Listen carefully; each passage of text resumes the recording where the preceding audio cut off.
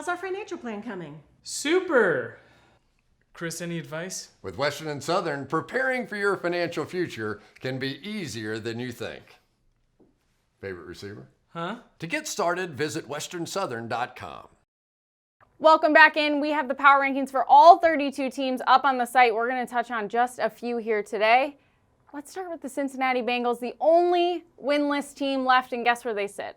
Yeah, we're not going top to bottom, we're going bottom to top. And the Cincinnati Bengals, it turns out, are the worst team in the National Football League. They sit 32nd of 32 teams. The poor hometown Bengals, things have not gone well. The poor hometown Bengals. I mean, Ryan Finley, not so hot. Didn't have a shot. Joe Mixon, though, he's trying. Yeah, the one good thing that's kind of functioning is the least important position in football right now. So that kind of sums up the Bengals. Offensive line, very bad. Quarterback situation, very bad. No wide receivers, no defense. Yeah, they're bottom for a reason. All right, a race for the NFC East. Right in the middle of the pack here, we got Philly at number 10 and Dallas at number 13. We know how the first match of the season went between these two.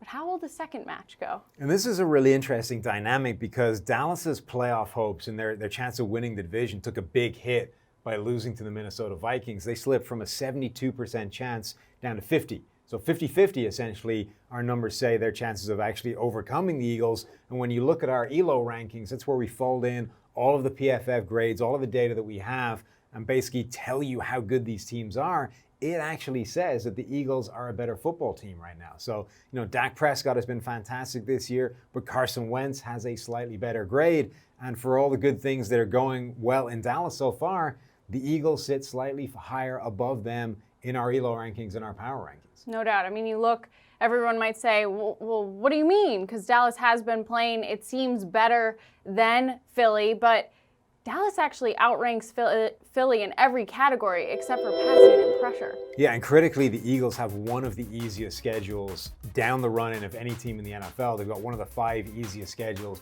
of any team, so there's going to be a lot of work for Dallas to actually overcome the Eagles, given how easy Philadelphia's schedule is. Well, it's a good thing that these aren't the college football playoffs, right? This is true. All right, let's head to the NFC North. Minnesota and Green Bay at 6 and 7, respectively, in our rankings. Man, the Green Bay Packers need the Minnesota Vikings to stop playing so well. Yeah, every time the Packers win a game, the Vikings are able to keep pace and stay just behind them. And this is another interesting area where, again, our power rankings, our ELO rankings flip the order of the standings. So Green Bay has the lead over Minnesota in the division in terms of wins and losses, but the ELO rankings say that the Vikings are a slightly better team. Now, it's close. They're right next to each other, but the rankings are favoring the Vikings right now. No doubt. All right, let's take a look at our top 5. At number 5, this might surprise some people. It's the Kansas City Chiefs. You didn't see that coming heading into this season, did you? And, they may have the best offense in all of football, but that defense is still bad enough that it's able to turn teams like the Tennessee Titans into an offense that looks every bit as good as them. So, it almost eradicates any advantage that the offense has because the defense is just making it too easy for the opposition. So this is a phenomenal offense, but you need the defense, and at the moment, they don't really have it. Yeah, they need the defense. Those cornerbacks not covering so well right now. And they also need Patrick Mahomes to stay healthy. That's a big thing as well. Mahomes came back, looks absolutely fantastic, doesn't look like a guy that's missed time hurt. So, yeah, Mahomes can carry that offense and carry this team, but they do need the defense to step up if they're going to be one of those top couple of teams by the end of this season. No doubt. All right, we knew the bubble was going to burst on the San Francisco 49ers. They are at number 4. The bubble was burst by the Seattle Seahawks. Can they keep climbing the rankings? And they're a team who has the defense. That's one thing that has been working well for this 49ers team. Even against the Seahawks, they had some big plays on defense that were able to turn this game and almost, pull it out at the end. But where they struggle is the other side of the ball. It's the offense. It's still working fine. But whereas Patrick Mahomes is one of the best quarterbacks in the NFL, Jimmy Garoppolo has been okay at best. He's had a couple of good games in there, but on Monday night he was bad. And overall, he hasn't been playing particularly well, which I think is a good sign for this team overall, though. In a sort of paradoxical way, quarterback is the most important position in football, but if you're able to win games and, almost stay undefeated, they, came down to an exchange of field goals at the end against the Seahawks. This team is almost undefeated, and their quarterback hasn't been playing particularly well. So if he does hit a rich vein of form later in the season, they are going to be extremely difficult to beat because everything else is working so well. No doubt. Hopefully Jimmy G can tap back into that Tom Brady education that he received out in New England. All right, at number 3, Baltimore. Yeah.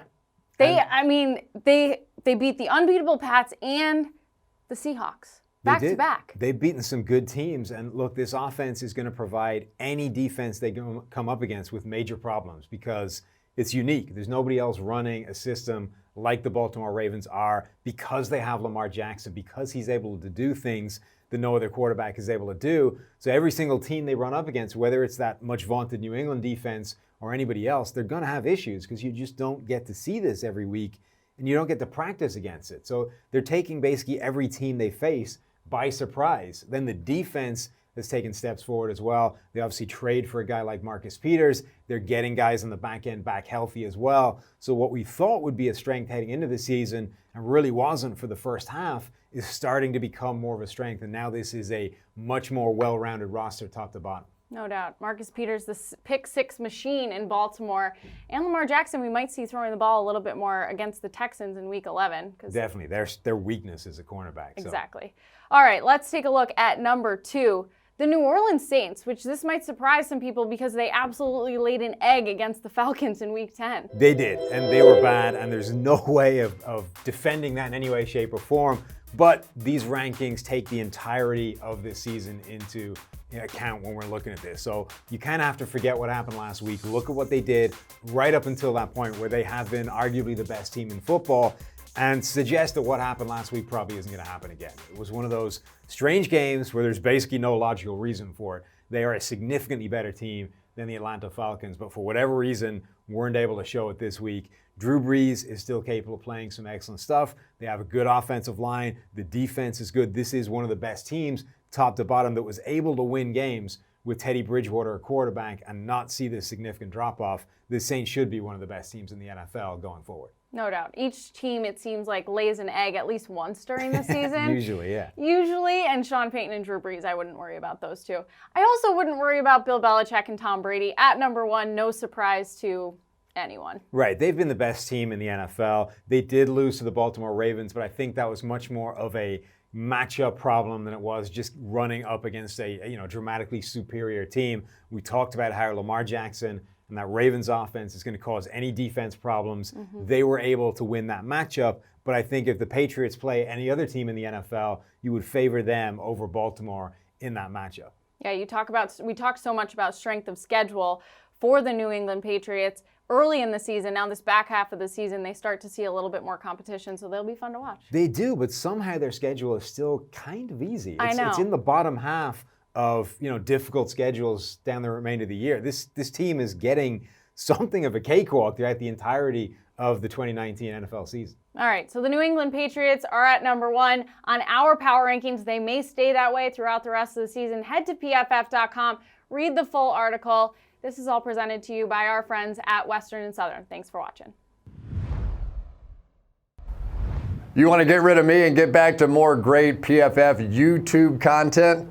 All you have to do is push that button right there and subscribe. Thanks for watching.